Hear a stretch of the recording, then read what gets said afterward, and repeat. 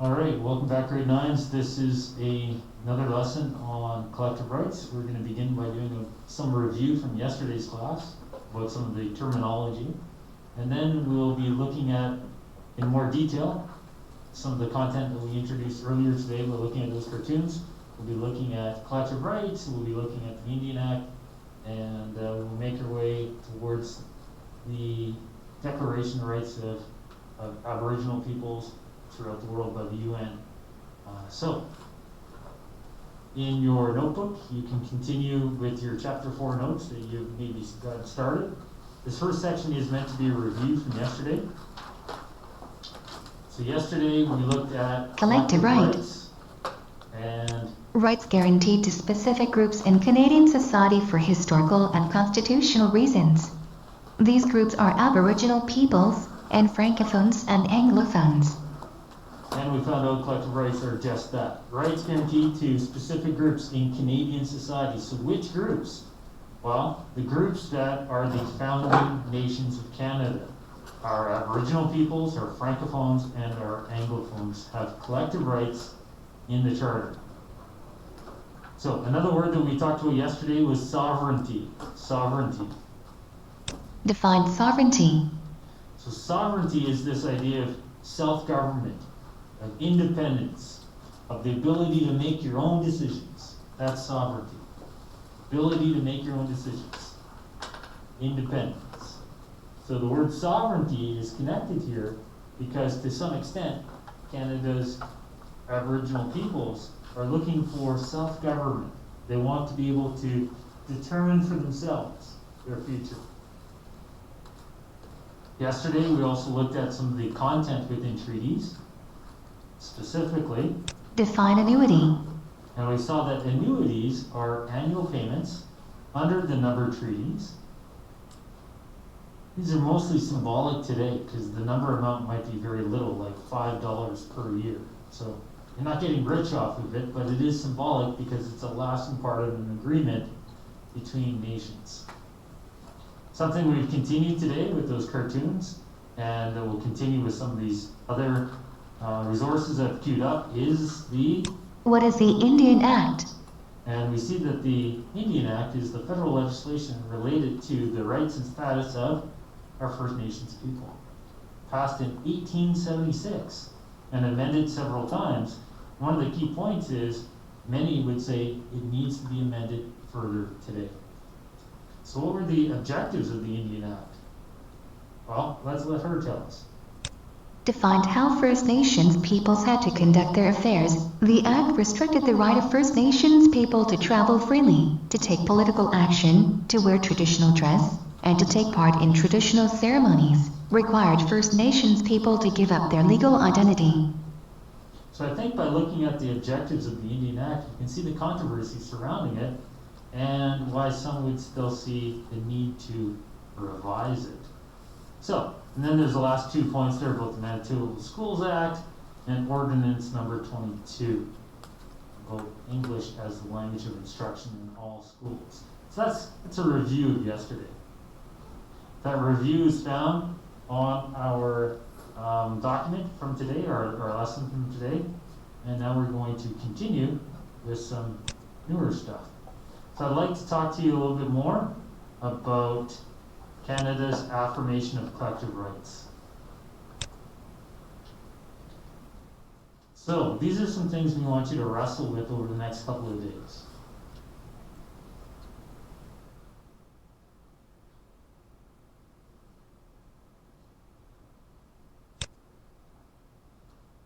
So in summary, in review, if you're only going to get one thing from Chapter 4, this is what we want you to know. What are collective rights?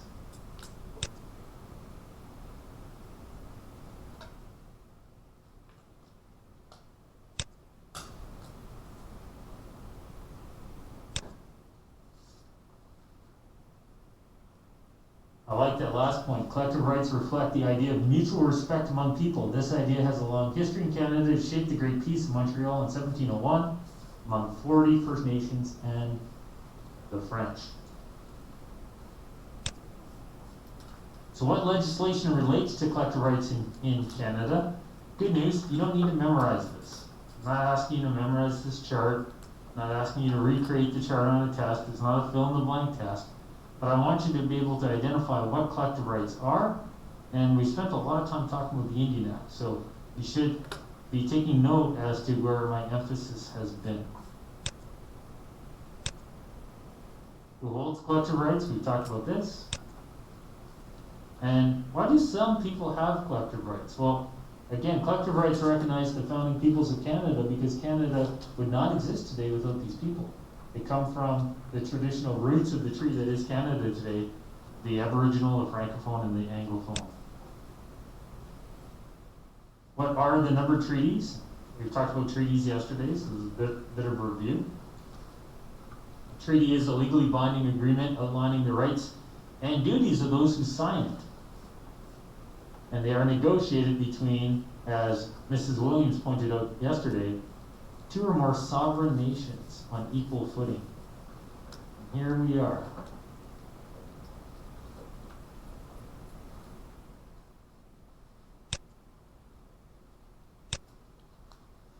So this is a little bit more history behind the relationship between Canada's Indigenous peoples and the government. Again, it's going to be linked in there for you if you are struggling with the way it's presented in the textbook and want to see another way to see it presented. A little bit more about how do we learn about the numbered treaties, other than the fact that we live on treaty land. It should be in and of itself. We need to know that treaties were signed between First Nations people before the arrival of Europeans. So before settlers came, it's the idea that, you know what, we need to sign some treaties so that we can bring settlers to Canada. First Nation peoples followed their traditional ways of sharing resources with those in need to help Europeans. The Canadian government did not honor the promises, though, made in these treaties, and often made First Nations people into a new, lower class of citizens within Canada, including the barbaric treatment of Canada's Indigenous peoples in places like residential schools. Another reason why we look at treaties and treaty rights and collective rights are the alarming statistics from our Aboriginal communities about some of the legacies of what we may call historic globalization or imperialism. Things like suicide rates that are much, much higher than the national average. Living conditions on some reserves that look more similar to a third world country than the rest of Canada. So when we look at the lack of equality in Canada, we see reasons why we must revisit the Indian Act and treaties. So the idea that the rest of us have benefited from the land, resources from it, but have everyone that has signed these treaties, have we all benefited? So this is another way to look at the content of this chapter. Poverty rate of our Aboriginal Canadian children, 40%.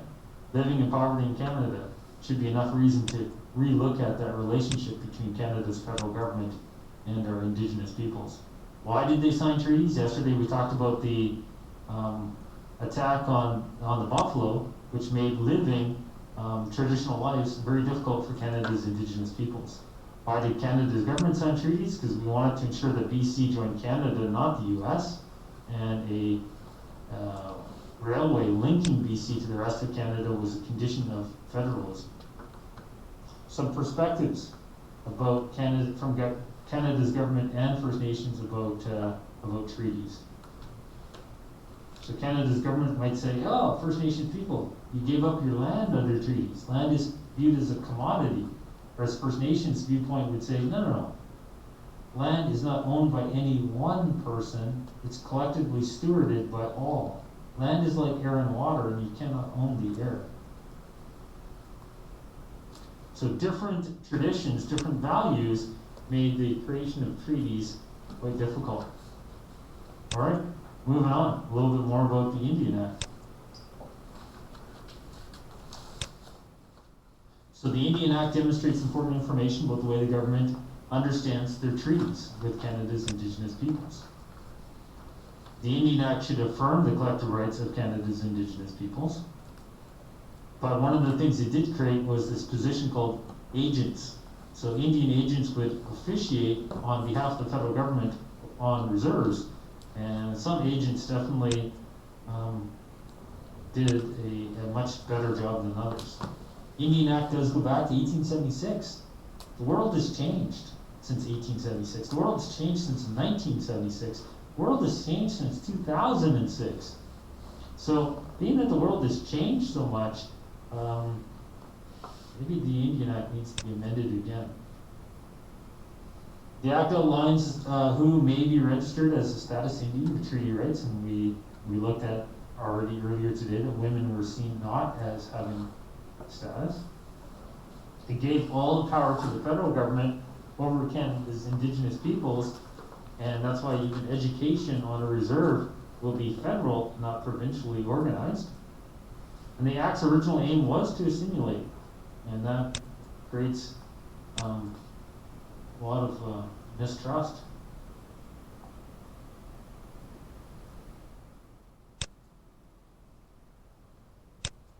These are some of the other things that we have mentioned with that one source about the 21 things you may not know about the Indian Act. Giving up your identity, giving up your political rights. But some people often have assumptions like, oh man, because of treaties, First Nations people don't pay taxes if they live on a reserve. In fact, most First Nations people do pay taxes.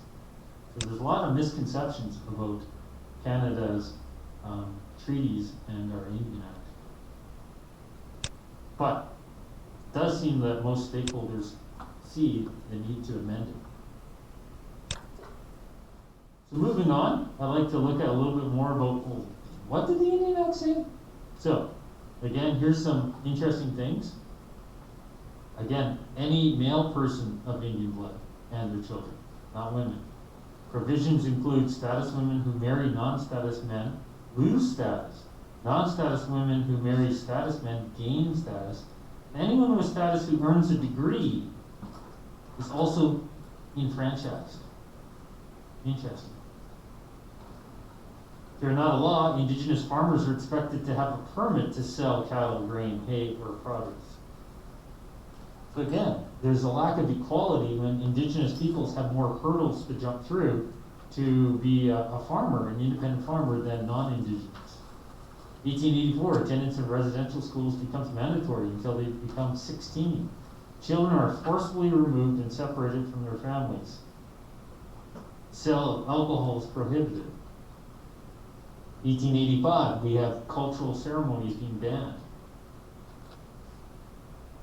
1886, the definition of Indian is expanded to include any person who is reputed to belong to a particular band. That's interesting. But the example of good moral character being a defining characteristic of an ethnic cultural group. Indigenous people are required to ask for official permission before wearing any costume at a public event. Even the word costume there is offensive. It's not necessarily a costume, it's cultural attire. I'm getting angry just reading this. The Canadian government gives itself the power to lease out Indigenous lands. We can take your land away from you. Indigenous people are banned from hiring lawyers. So we look at this to show some of the reasons why there's hostility today. 1969, the federal Trudeau government announces its intentions to entirely eliminate the Indian Act with the white paper. This draws great ire from the Indigenous communities.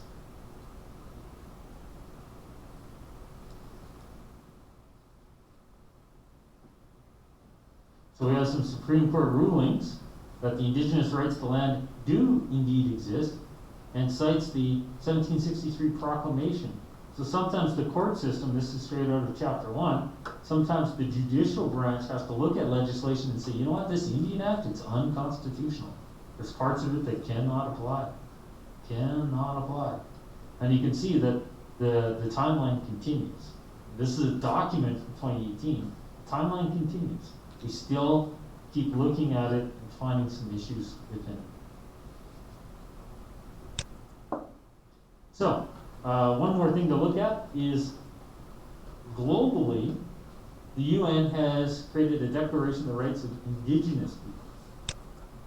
So even though there's a UN Declaration of Rights of Mankind, there's a special UN Declaration of Rights of Indigenous Peoples.